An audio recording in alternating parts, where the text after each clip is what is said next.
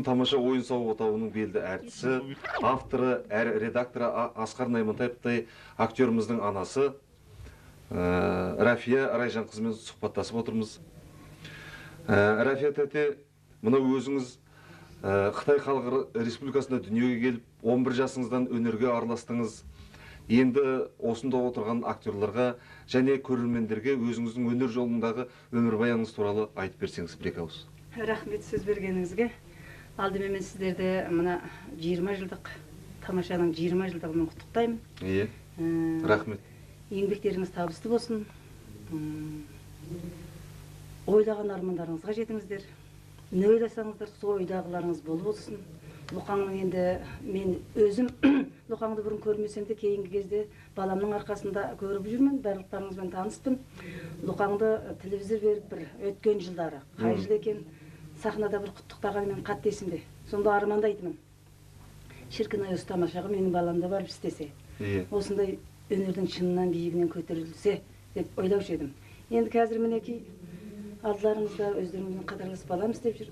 Лұқаңа да рахмет, Лұқаңның еңбегі жансын. Лұқаңның да талай жылдан бері осы тамашаға еңбегі бар, еңбек сіңірген, ал Қазақстанның жақсы өнер азаматының бірі деп түсінемін.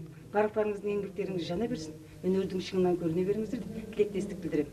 Рахмет айтқаныңыз келсін. Иә, енді өз басыма келетін болсам, мен өзім Қытай Республикасында Құлжа қаласының Қаратөбе селосында туылдым. Әкем өте әнші, өте өнерпаз адам еді. Өзі бақсы еді, өзі балгер еді, өзі доктор еді, өзі әнші еді, өзі ақын еді, өзі биш еді. Мен әкемнен ұлда болса, қызда болса, екеуінен жалғыз болғандығымнан, мен әкемнен өте жақсы, тату, әкемнен бір адам қалмайтын баласы болдым. Қайда барсам мені қалдырмай алып баратын екен. Содан енді әкемнен сіңген ба, алдыменен осы Қытай Халық Республикасы азат болғанда, бүтін халықтан азаматтарды, жастарды, балаларды бәрін жинаған уақытта, мен соның бірінші емтиханын өттім да, Шинжаң, Құлжа облысы, 5-ші көрпіс ән-би ансамбліне өтіп кеттім. 11 жасынан. Содан бірінші рет биден тапсырдым. Сонан кейін, иә. Сонан кейін қазақша өлеңін білесің ба деп сөйтті. Сонда білетінің сағынып жүрек сүйгенім тілеп болмай ма деген өлеңді білетім, әкем үйреткен. Соны айттым. Сонан кейін тағы қандай өлең білесің деді. Соң ел көшер Сахараға дегенді білем дедім. Әкем марқұм соны үйретіп маған. Соң әлгі үшеуінен өтіп кеттім. Өттім де Құлжа 5-ші көрпіс ән-би ансамбліне кеттім. Әскери ансамблі. 5-ші көрпіс әскери ән-би ансамбліне келіп, соның бір мүшесі болып, 54-ші жылы 15 январдан бастап солдат кәдімгі форма киіп. Әскери форма. Формамыз сарғыш, әдемі форма болған. Сонымен 5-ші көрпіс ән-би ансамблінің бір кішкентай мүшесі, 5-ші көрпіс қызы Рәпия Чойынбаев дейтін мені. Әкемнің әкесінің аты Чойынбай еді. Ол кезде жасыңыз қанша деді? Ол кезде жасыңыз? 13-ке тақап қалғам, 12-ден кетіп. 13-ке тақап қалғам. Сонымен Чойынбаев болып сахнаға сол мұңғылша, тәжікше, ұйғырша, өзбекше, татарша би-билеп шыға бердім. Кім не үйретсе, қалмай артынан үйрене беретім. Мейлі қайсы ұлттың биін үйретем десе де, қайсы ұлттың өлеңін үйретем десе де. Үйрене беретім, соны тартынбайым, айта көр.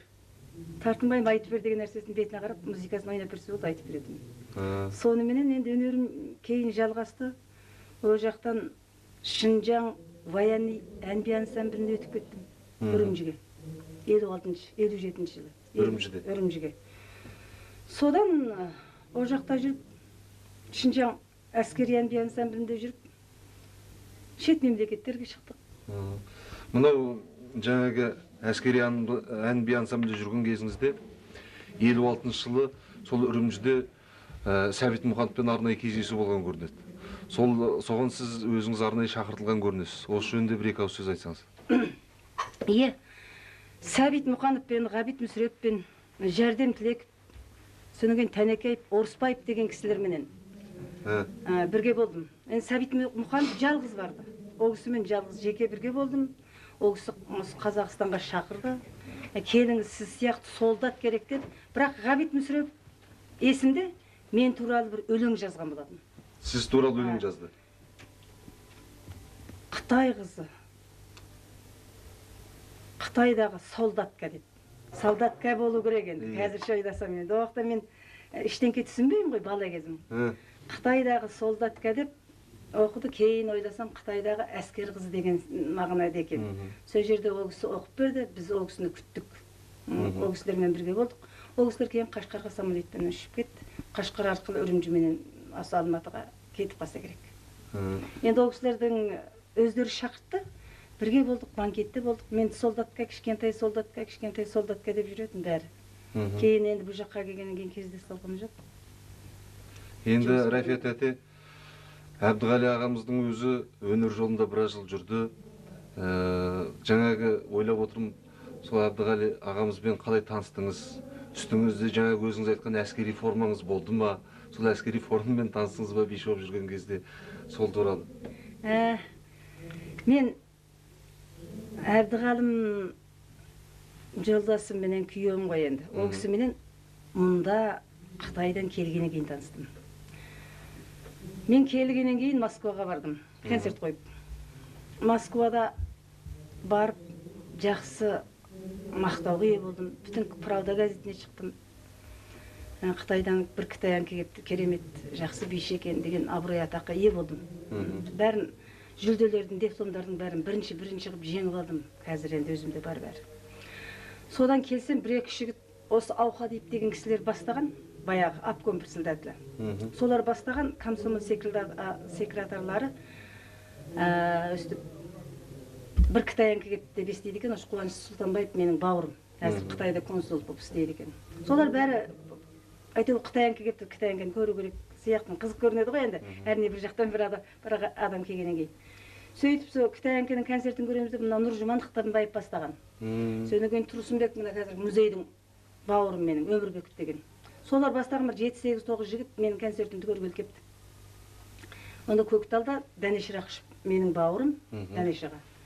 Оғыз кішкентай тәмпіш артымда қалмай, жанымда жүр деп жүретін, тәмпішім деп қоятын. Содан кейін Дәнеш ағаның концерті, менің концертім, тағы бір талай адам концерті, бір кештік концерт бердік. Сол концерт бергенде сахнаға шығып кетіп бара жатсам, білегімді шап беріп біреу ұстап алған. Мықтап. Бүйтіп қарасам, мына Хтымбаев Нұржұман. Қызылқұмды ауылының музыкасы ойнап кетіп бара жатыр. Дәнеш аға сахнада мына тәмпішкені көрінді. Ой, тәмпіш шық дейді. Әй, Рәпия, шықпайсың ба дейді. Шығайын десем, әлгі Хтымбаев екі білегін ұстап тұр, жібермейді. Сөйтсем ана күйеуіме таныстырайын деп тұрыпты. Ол менімен бірге Москваға барып келді ғой. Онда менің күйеуім Көктал совхозының секретары екен, комсомол секретары. Сөйтсе Қытай әншіні сен таныстырмасаң, біз ешкім таныстырмайды. Ана Қытай әншіні таныстыр десе, менің күйеуіме әлгі менің қолымды ол келгенше ұстап тұрып жатыр ғой сахнада. Содан кейін Ықтымбаевтарға дерт келіп жібердім де. Мен қайтып шығып кеткеннен сахнаға шығып кеттім Қызылқұм дауылына. Әйтеуір ортан белінен. Сөйтіп таныстым, күйеуімен шықсам, тағы ұстап алды. Содан кейін мынау жігіттің танысқысы келеді. Менің уақытым жоқ қазір. Сонымен қойш, кейін таныстық. Біздің үйге әкеміз, қайнатам қазір Ерғали Наймантаев деген кісі бар, Асатайдың атасы. Сол кісі өте жақсы әнші болған. Сол әнші кісі атамыз бір күні әлгі баланы Әбдіғалымды менің қасыма ертіп кепті. Осы баланы таныстырайын деп едім. Осы балам осы Рәпияны газетке жазса. Газетке жазса деп, газетке жазса дейді, жазсам дейді деп. Соңын отырдым дағым, жарайды, онда сөйлестік. Әлі адам баласы сөйлескенше, жылқы баласы кісіні ескенше, мен бұл Асқардың әкесі мені ала қояды деп мен ойлағам жоқ. Мен де бара қоям деп мен ойлағам жоқ. Қазақтың қазақшылығы бар, алып қашты да кетті бір күні. Сонымен семья құрдық. Жақсы жүріп аттық. Енді бізден сол Асқар. Ал енді Рафият әте арасында шайды алып отырыңыз, дастарханнан дәм татып отырыңыз дегендей. Енді Рафият әте өзіңіз сонау шет жерде Қытайда жүрген кезде біраз өнерге араласқан кезіңізде мынау әлемнің жартысын аралап шыққан көрінесіз. Қай шет мемлекеттерде болыңыз, қанша жерді аралап шықтыңыз, кандай үлкен мемлекеттерде болдыңыз? Сол тууралуу мына көрөрмөн билгиси келет сизден. Мен енді Қытай Республикасында Шинжаң әскери әнби ансамблінде болдым. Солардың бірінші Құдайдың, екінші сол өнердің арқасында сол Қытай жолдастарымызбенен бір 33-ке жуық адам Ауғанстан, Пакистан, Ирак, Иран, Бирма, Вьетнам, Корея 12 мемлекетте болдық. 12 мемлекетте. Онымыз 58 жылы, 57 жылдар. Онда мен 15-16 жаста мені жасымды паспортқа туралап кішкенелік өйтіп апарып анкетамды толтырды, сөйтіп алып жүрді. Сондай мемлекеттерді араладық онда жоқ, о жақта жүргенде. Енді ризамын, Қытай халқына да ризамын, енді өнердің арқасында талай жерлерді көрдік, талай жерден дәм таттық. Ал Рафият әте, балаңызды өздеріңіздің жолдарыңызды қуып, өзіңіз сияқты, Әбдіғали ағамыз сияқты өнердің жолында жүр. Осы балаңыздың алғашқы өнерге араласқан кезі есіңізде қалды ма? Сол кезде қандай жағдайда болдыңыз? Балаңыздың сол өнерге алғаш анау сәби кезінен бастап араласқан кезінде бір қызықты кездері болды ма? Сол туралы айтып берсеңіз. Жарайды. Енді о уақытта заман қиын болды. Мен сол әлгі Москвадан келгеннен кейін Асқардың әкесі Әбдіғалименен үйлендік дағы. Өнер саласында Дәнеш аға екеуміз, Дәнеш Рақышев екеуміз Үшарал халық театрын құрдық. Жаркенттегі. Дәнеш аға бар, мен бар, Дәнеш ағаның әйелі бар. Тамыш біз өнер тастамайық. Осы Үшарал халық театрын құрайық, адам жинайық деді. Соны Үшарал халық театрын құрып 6-7 адам Қоғалы, Талдықорғанның көп жерлеріне әйтеуір Грузовой бет ашық машинамен январь февралда концерт қойып жүрдік. Содан кейін семьялы болдық. Семьялы болғаннан кейін Әбдіғали марқұм онда Жамбыл облысынан мал докторының оқуын бітірген жігіт екен. Өнермен ешқандай қатысы жоқ. Өнерге қатысы жоқ? Өнерге қатысы жоқ. Қандай өлең білесің десе, ой, біздікі шоттың сабы ғой деп қойып отыратын. Сонан кейін күлетіміз, шоттың сабы деген қандай өлең десе, сондай өлең қойып қоятын. Енді кейінтінде екеуміз үйленгеннен кейін мен келе салып, мені Нарынқол халық театрының режиссері Алдаберген Нұрбеков деген осы Ыдырыс Ноғайбаевтардың, мына Асқар Тоқпановтардың бауырлары болып келеді. Мына Ұзынағаштың жігіті осы Мұхтар Әуезовтің ескі мүшесі, кейінгі ескі киноларда бар өзі рөл ойнаған Алдаберген Нұрбеков деген. Сол кісі Нарынқол халық театрының бас режиссері екен. Ол сол кісі мені іздеп, Рәпия Райжанова деген Жаркенттің қай жерінде деп, бір ай Жаркентке ойын қойып, мені табамай кетті. Содан кейін Кеген ауданына бұл кісі концерт қояды. Кеген ауданына қойса, елден сұрайды, осы жерде зап қылып кім деп. Әр жерге барып зап қылып кім деп сұрайды екен. Содан кейін әр жерге барып қалса, Сара деген, Ақын Сара деген әйелі барады. Кегеннің Ұзынбұлақ деген совхозында. Сол Ақын Сара деген әйелге барып, бұл жерде кімдер жұмыс істейді, қандай адамдар бар десе, бізде Рәпия Райжанова деген бар. Қытайдан келген жақсы әртіс. Деп әлгі сөйтеді. Ой, іздегенімді таптым, айналып кетейін Сарай. Атыңды Сара деп бекер қоймапты. Ақын деген атағың былай. Деп әлгі жерде әлгі кісіге ризапты. Ойбай, о қызды мен бермеймін сізге. Мен өзім құлып қызметкер қылып жаңадан алып отырмын. Деп сөйтті. Сонымен Алдекең Нұрбеков бізді әлгі жерден босатып, Кеген халық театрына кеттік. Кеген халық театрына барғаннан кейін Еңлік Кебекке шықтым. Еңлік Кебекті ойнадым. Еңлік Кебекті ойнап жүргенде Асқар дүниеге келді. Асқар дүниеге келгенде енді маған босанғаннан кейін біраз уақыт демалуға тура келеді екен. Жоқ, мен демалмадым. Әлгі Асқар дүниеге келіп 40 күннен кейін қуыршақ алғам, магазиннен сатып. Еңліктің баласы бүйтіп орап қойып шығарып жүрдім. Мен сахнаға шығып бірнекенді репетиция. Тілім кішкене анша акцент жағынан дұрыс емес болатын. Қытайша кетіп қалатын. Қазақшада. Содан кейін сол акцент нашар деген сахнаға шығып, өзімнің тілімді айтып, ата-анам аттап кетті Мақсұтың деген өлеңді айтып, сөйтіп сахнада ары бері жүріп, сөйтіп жүргем. Сөйтіп жүредім, ойбай қуыршағың қайда деді. Жүгіріп келіп, Асқардың әкесі. Мен қойып қойған десем, жоқ қуыршақ. Енді қайтамыз, онда Асқарды шығарайық. Сонымен Асқарды көтеріп сахнаға әлгі Қуыршақ болып шықтыңыз. Қуыршақ қып әлгін таласатын жерінде әлгі байла тарт деп Кеңгірбай бұйрық беретін жерде Асқар жұлып алады ғой. Сонда апам деген залдан жүгіріп келеді. Ойбай ананы құрттаны шала баланы өлтіреді құртты деп. Мен айтам, ақырын алыңыздар, бір жыл кетмесін деймін Асқарды.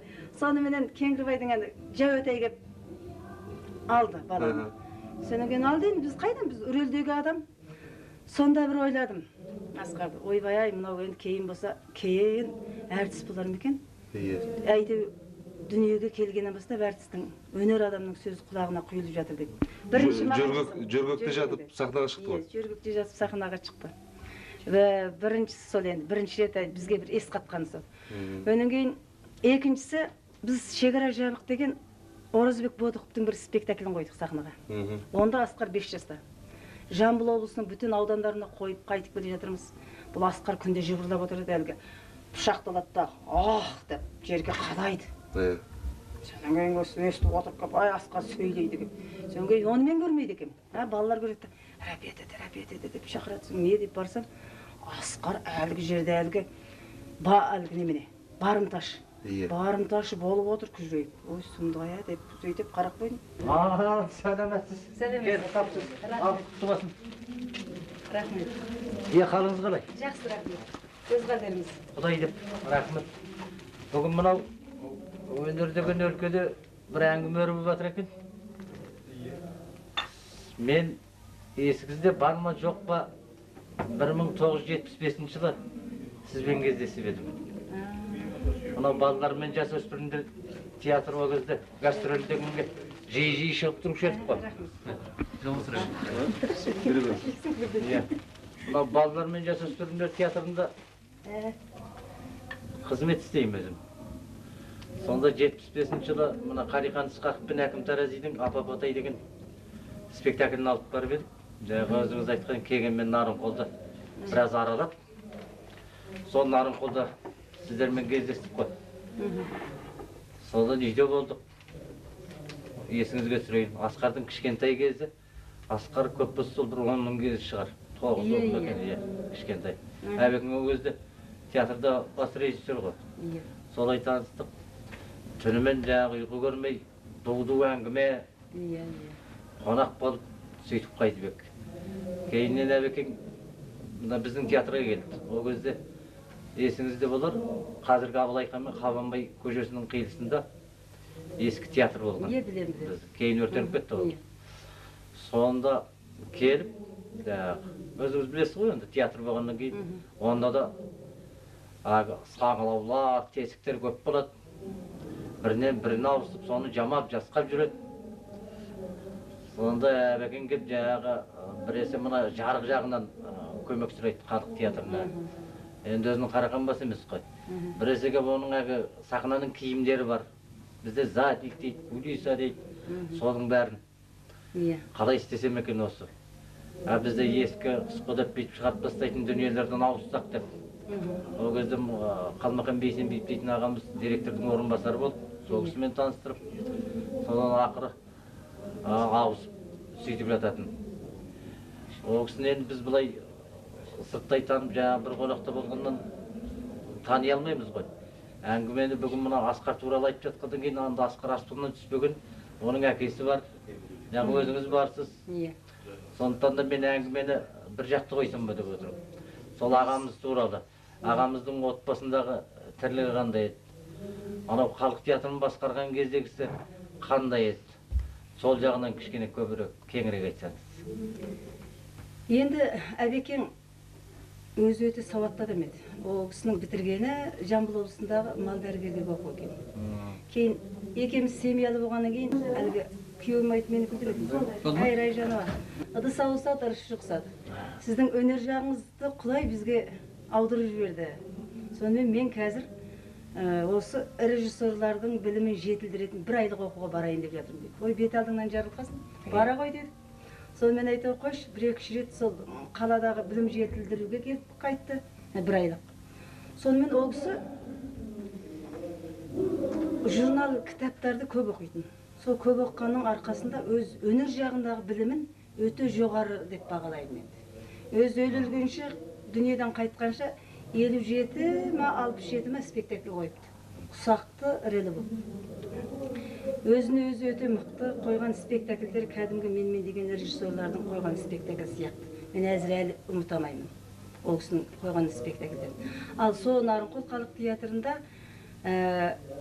тіпті көбірек спектакль қойып, көбірек өнер еңбегін көрсетіп алған сол өзім айтам.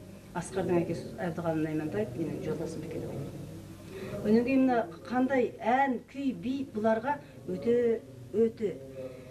өте жіңішке, өте жұқа астынан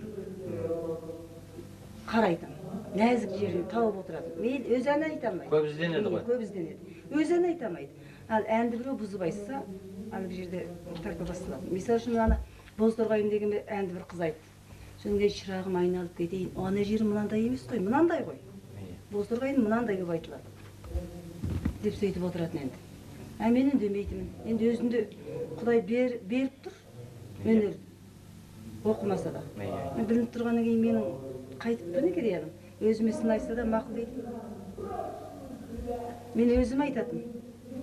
Осы сахнада тұрып, өлең айтқанда тыныш тұрып, орныңда, бір орында тұрып, сенің ана Қызылқұмды ауылымды, Дәнеш Рақышевтың мақтаныш телім бар деген бір өлең бар.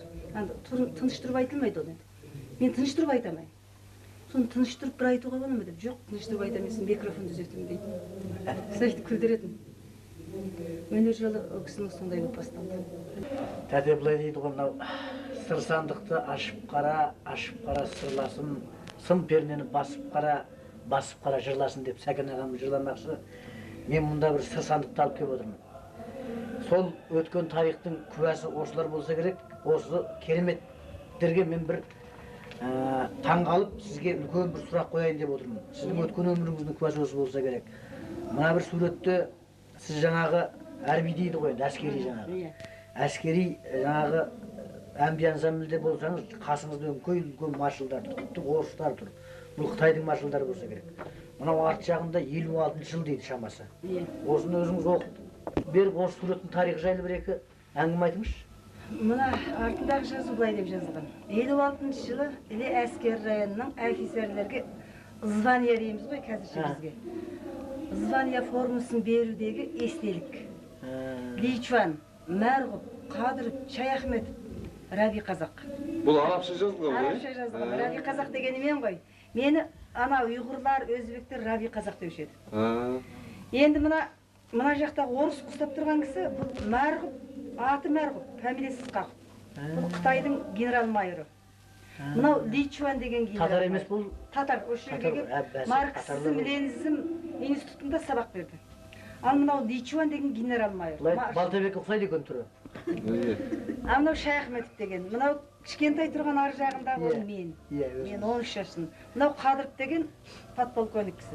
Бұларға мына погон, звания беріп жатыр. Бұл кісілер сонда осы жақта қайсысы осында келген сонда? Мына Қытай кісіден басқасының бәрі келді ғой, үш жаққа. Бәрі келді. Мына кісі бір жыл болып қайтыс болып кетті. Жарайды. Мені тағы бір таңғалдырып тұрған мына бір керемет. Бұл кереметтігі сондай, бұл мен өзі сурет көріп жүрмін ғой. Бұл суреттің әлгі бізде ең жаңа қысқасының өзі, үлкеннің өзі 19-да 13 дейміз ба? Сондай болса керек. Үлкен портреттер болады. Бірақ мен жіп-жіңішке болған осындай 2-3 метрлік мынандай суретті көрсем көзім түксін. Мынан қараңыз. Не деген сұмдық. Мынан қараңыз, міне ұзаққа созылған. Осындай міне тағалымда 2-3 жатыр. Кесіп ұстадық қой. Жоқ, осының кескен тарихының өзін, және осы сурет, бұл қосымшама адам қай жерде жиналып, бұл неғып түскен суреттеріңіз. Сосын менің бір байқағаным мына жерде, сіз тіпті Маузудунмен бірге мына жерде суреттеріңіз бар, мінекей. Маузудунның өзі отыр, мінекей. Осы суреттің тарихын айтып берсеңіз. Осы мынау қиылған деп отырсыз. Неліктен қиылған? Және бұл бұның қиылған себебі, мен Қытайдан келгеннен кейін менің артыма кігіп түсті ғой. Біз мынандай Маузейдіңменен түскен суреттерді, жаңағындай маршал мен генералдармен түскен суреттерді біз сақтауға болмады. Күндізде тексеру, түнде де тексеру болып кетті мені. Сонан кейін мына суретті алдықтағы бүйтіп орасақ, кішкене үлкенірек болып томпайды. Сонан кейін мына апамның жүннің арасына тықтық. Басқасын өртедік дағы. Сонан кейін осы жүннің арасына тыққанда бұл қайтадан қорбиып қалды. Енді қатты тексереді деп қорқып жүрме ғой енді. Сонан кейін күйеуім алды дағы Әбдіғалым марқұм бұны үшке бөлді. Ана адамдарды қиямаймын жандағында. Бұл 56 жылы, 57 жылы біздің Пекінде қазір Қытай Республикасының біздің өкімет үйі сияқты өкімет үйінің үлкен Хуайран Туан деген жері бар. Туан деген бүттің әрқандай адамдар. Сол Хуайран Туан деген жерде Маузайдың менен Бозылды ма? Бүттің Қытай патшалығының бәрі бар бұл жақта. Иә, міне бәрі көрдім. Қытай патшалығының бәрі бар, осы кісілерменен сонда барып түсіп мен қазақ елінің атынан, қазақ елінің атынан Маузайдың басына қазақ қалпақ, қазақша шапан кигізген. Мінекей. Сондағы сурет. Бұл суреттің көрмеген жоқ екен. Жүннің арасында жатқан ол кездегі өзіңіз білесіз, КГБ кімге тиіспеді, кейін сіздер келгеннен кейін қытайлық деген атқа ие болдыңыздар. Ал енді апа, мынау әңгімеңіздің барысында бірнеше рет мынау халық әртісі Дәнеш Рақышев ағамызды айтып қалдыңыз. Ол кісімен де мынау біздің тамашаның мафиясы сияқты жақындығыңыз бар ма, жоқ әлде мынау өнердің өрісінде бір көріп жүргендіктен таныссыз ба? Сол туралы айтып берсеңіз. Дәнеш аға менің бауырым. Дәнеш. Екеміздің қазақша әлгі ұру қуалағанда ұруымызда бір, елімізде бір. Сол үшін Дәнеш ағаны мен Қытайдан танимын. Қытайда Дәнеш аға мені ана 5-ші корпус ән-би ансамбліне сыртынан келіп бақылап, сол жердегі подполковник, майор капитан қыздарға тапсырып кететін. Мына кішкентай қыздарға, кішкентай қызға көз қырларыңыз салыңыздар. Бұл әлі кішкентай, әлі жас деп. Содан бұл кісі ертерек бұл жаққа өтіп кетті. Ертерек өтіп кетті, мен жай келдім 63 жылы. Содан келсем, Дәнеш аға іздеп кетті мені. Дәнеш аға іздеп кетті, Дәнеш Рақышев іздеп келді дейді. Ойбай, Дәнеш аға бар екен ғой деп. Дәнеш аға іздеп тағы да келетін шығар деп күтіп жүрдім. Сонан Дәнеш аға бәріміз Москваға бірге баратын болып жолымыз түсті. Дәнеш аға мені іздеп тапты, Москваға баратын болдық. Содан өнер жолымыз қайдадан Дәнеш ағамен бірге басты. Одан кейін Дәнеш ағанды халық адамы, ел адамы, өте көрнекті адам ғой. Дәнеш ағаның семьясында жақсы танимын. Үлкен әйелінің аты Гүлсім деген, кейінгі әйелінің аты Рахилам деген. Кіші әйелінен бір қыз бар, үлкен әйелінен бір қыз бар. Енді мына жолдың кейінгі жағдайына байланысты мен Дәнеш ағамен соңғы кездерде кездесе алмай кеттім. Дәнеш ағаның өнер жолы, өмір жолы менің азыр былай айтсам менің алақанымда. Әнді Дәнеш ағаның кейінгі алған әйеліменен мен бірге істедім Үшарал халық театрында. Онда ол кісі айналайын мұрныңнан тәмпішім, адам болшы деп қана жүретін. Сонымен Москваға бірге барғанда түскен суреттеріміз бар. Ол кісі мен сахнаға шығып, халық мен сахнадан қайта шақырып қалса мақтанатын. Міне көрдіңдер ме? Біздің Рәпия тәмпішті. Дәнеш әншіден Суаннан шыққан Дәнеш Рақышев, бишіден шыққан Рәпия Райжана деп мақтанатын. Сонысы есімнен кетпейді. Ылғи сөйтіп мақтанып жүруші еді өнер жайында. Сол арқылы, ол туысқандық арқылы, өнер жайлар арқылы ол кісіні көп жақсы танитыным сол. Енді ол кісінің көп артықшылықтары бар болатын. Бірінен кейін айта қалсаң Елена қалады. Аға мен түс көрдім дейтін. Қыздар алдап. Қандай түс көрдім? Дәнеш аға түнде сіз аяғыңызға бар ғой. Пар, әйбәт, керемет түс киіп алыпсыз. Енді біз Рахиле босанатын шығар дейтін. Сондай бір қызықтылықтар бар болатын. Соған қарап біз күлетінбіз. Өзі өте иланғыш, өте сенгіш, сондай адам болатын. Ал енді мынау Қытайдан сізден ерте өтіп кетті дедіңіз ғой осында. Ерте өтіп кетсе де Қытайға сізді жақсылап табыс табақ кеткен екен, мұнда келгеннен кейін мынау Асекеңнің осы папасынан сізді қорғап қала алмаған екен енді. Қорғап қаламын. Ал сіз сонда Қытайда қалғанда сол бүлдіршіндей кезіңіздегі бір фотоңызды көрдік, машинаның қасында түскен. Сол суреттің бір сырын ашып берсеңіз. Ол суреттің сыры Қытай Республикасында үлкен арық қазды. Су ағатын. Біздіңше канал ғой. Канал, иә. Үлкен арық қаздыдағы мен жаңадан келгем. Содан кейін әлгі музыканы бір-екі Тұрсын деген мен Ғайып деген жігітке үйресем, моңғолша бидің музыкасы. Әлгі екеуі үйренетін адамның бірден кез қайтыс болып кетті қалып қалды. Әлгі уайымдап тұрған. Мына өңкей әскерлер ғой, әрбилер. Істеп шығару әскерлер. Соған концерт қоямыз далаға. Сонау анау машине құлыптың арт жағы. соған қарап тұрған ғой. Бүгін мен мына солдаттардың алдында менің әлгі манкір дутали деген музыкам ойнап бере аламын ма, бере алмай ма деп. Соны уайымдап тұрғам.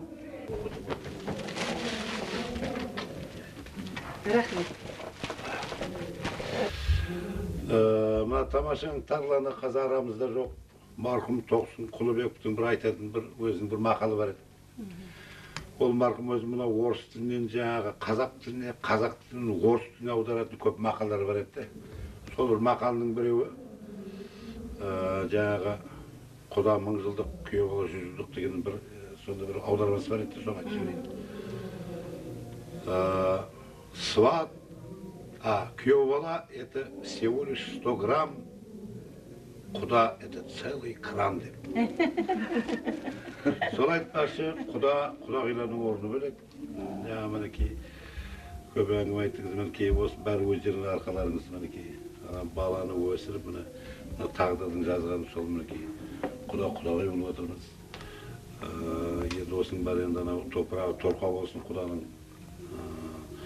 Өз мал дәрілік техникум бітірсе осы искусство саласында жаңа айтыңыз ғой, қанша 50 мен 60 спектакль қойды деп. Бізде кейбір профессионалды режиссерлер өмірінде 20-30-дан аспай спектакльдер бар. Сол өнерге деген өзің жаңағы несі болар. Мүмкін жаңағы сізге деген өзің махаббаты бар, мүмкін сіз енді жаңағы ең главный рөлдерді ойнаған боларсыз. Солай ғой. Соған анау спектакльдер қойды ма?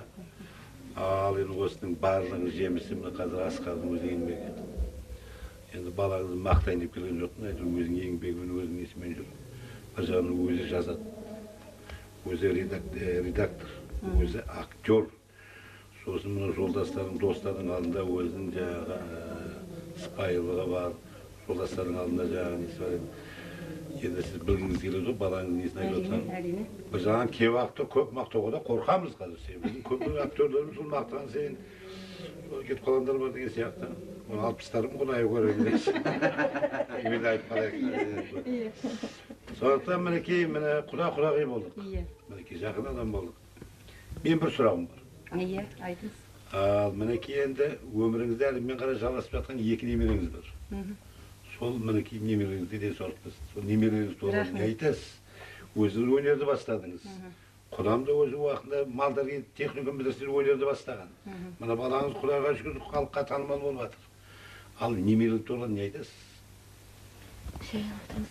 Немерелерім туралы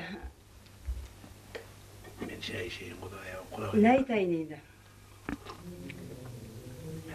Немерелерім менің енді Асқардан кейін 25 жылдан кейін көрген алғашқы немерем ана Ділбар. Ой, Асқарды Рәпия өзінің баласы емес екен, Әбдіғалым қарындасынан бағып алыпты. Бұл өзіне баласы жоқ адам екен деп жүргенде Асқардан кейін 25 жыл әбекен қайтыс болып, әйтеуір аңырап далада қалғандай болып еңіреп жүргенде көргенім анау кішкентай Ділбар. Енді сол балаларыма өмір бақи ұзақ денсаулық тілеймін.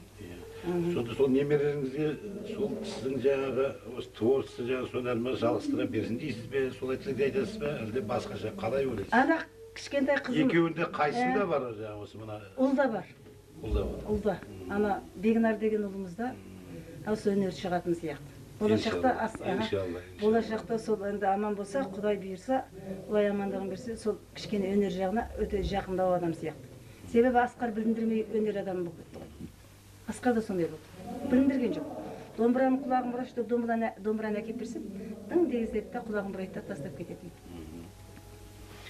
Ал енді Құдағи, мынау тамашаның 20 жылы келатыр. Құдай қалса, мынау желтоқсан айында сол біз өткіземіз ойымыз бар.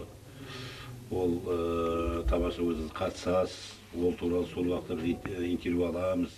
Өзіңіздің ойыңызды, тамашаның 20 жылдық жаңағы өзің искусство саласыз дегеннен кейін өзіңіз бір ойларын ол туралы тағы бір кездесерміз. Мен сізге ең бірінші денсаулық тілеймін, табыс тілеймін.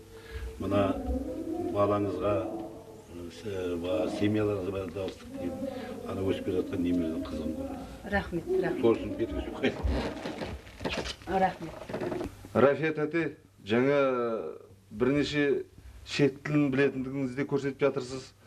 Сол қай шет тілін білесіз? Және шет тілінде ән сала аласыз ба? Мысалы қытайша. Айта алам. Біреуін айтып жіберіңізші.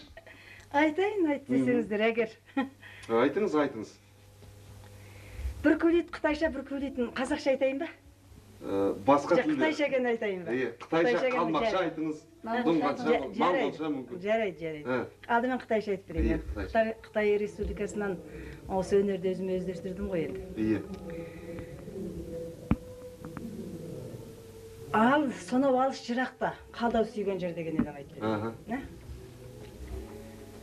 在那遥远的地方，有一个好姑娘，人们经过了她的前方，对友好说秘密的月亮。 айтыңыз. 在那遥远的地方，有一个好姑娘，人们经过了她的前方，对友好说秘密的月亮。 Сонау алыс жырақта қалдау сүйген жар, қоштасарда қош дей алмай, қош қалқатай болдым ынтызар. Қоштасарда қош дей алмай, қош қалқатай болдым ынтызар. Менікі тек қана алғыс. Мені өздерімен бірге жүрген осы ортамыздағы өнер азаматы ғой деп көңіл аударып, анасы да өнер азаматы екен деп анамды шақырып бүгін сұхбаттасып сұрақ қойып отырған Қадырғали өзіңе рахмет.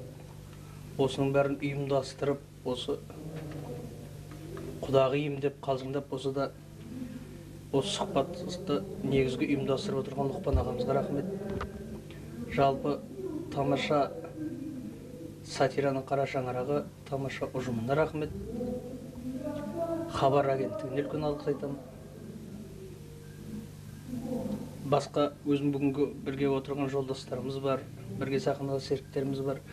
Барлықтарыңа сәт сапар тілеймін. Өнерлерің талмай жүре берсін. Мен өзім анамның атынан айтарым да сол, өз атынан айтарым сол, үлкен алғыс сіздерге. Рахмет.